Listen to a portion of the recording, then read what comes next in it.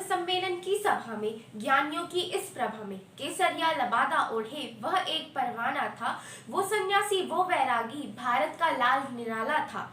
तब भारत के उस युवा संत ने धर्म भार संभाला था। मैं संस्कृति यादव कक्षा 7वीं वर्ष से भारत के युवा संत स्वामी विवेकानंद जी को उनके जन्म दिवस के अवसर पर शत नमन करती हूँ।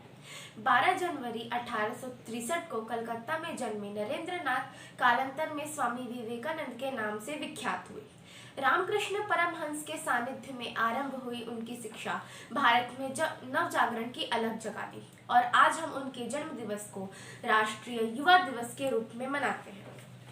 स्वामी विवेकानंद जी का एक ही नारा था, उठो जागो और लक्ष्य की प्राप्ति तक रुको मत, जिसके कारण वे हर युवा के प्रेरणा स्रोत बन गए। मैं ईश्वर से प्रार्थना करती हूँ कि आज भी ये युवा पीढ़ी विवेकानंद की तरह हो जाए और हमारे देश को बहुत विकास की ओर ले जाए। कथानक व्याकरण समझे तो सुर भित्त छंद हो जाए।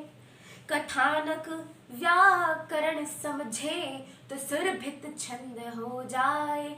मेरे देश में फिर से सुखद मकरंद हो जाए। मेरे ईश्वर मेरे दाता ये कविता मांगती तुझसे, युवा पीढ़ी संभल करके विवेकानंद हो जाए। युवा पीढ़ी संभल करके विवेकानंद हो जाए। युवाओं के लिए उनका आग्रह था, पहले मैदान में जाकर खेलो और कसरत करो, जिससे शरीर स्वस्थ रहेगा, जिससे धर्म आध्यात्म में बताए आदर्शों का आचरण कर सको। धर्म सम्मेलन की सभा में ज्ञानियों की इस प्रभा में केसरिया लबादा ओढ़े वह एक परवाना था। वो सन्यासी वो वैरागी भारत का लाल निराला था। तब भारत के उस युवा संत ने धर्म भार संभाला था।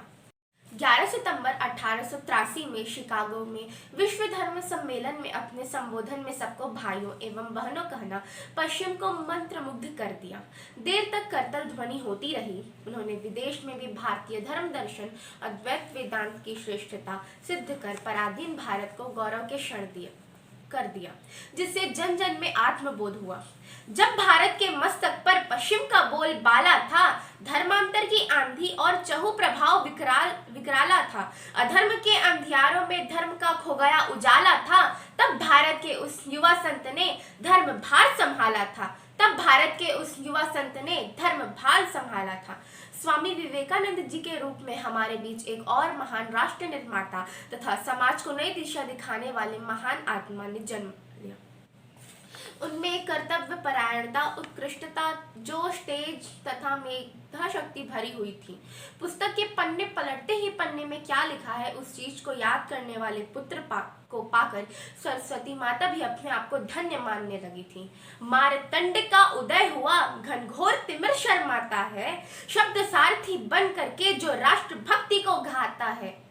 भारत का वह रक्त अलौकिक जिस पर है अभिमान हमें, ऐसे ज्ञानी पुत्र को पाकर धन्य शारदा माता है। स्वामी जी ने हमेशा मनुष्य और उनके उत्थान व कल्याण को ही सर्वोपरि का माना। वे कहते थे, मैं उन्हीं को महात्मा कहता हूँ जिसका हृदय गरीबों के लिए रोता है, अन्यथा वह तो दुरात्मा है। ऐसे महान देशभक्त को हमने 4 जुलाई 1902 में अल्प आयु में खो दिया, लेकिन उनके त्याग और उनके कार्य पर हमें आज भी गर्व है। सरस्वती माता के उस पुत्र को मैं शत नमन करती हूँ। जय हिंद, जय भारत, धन्यवाद।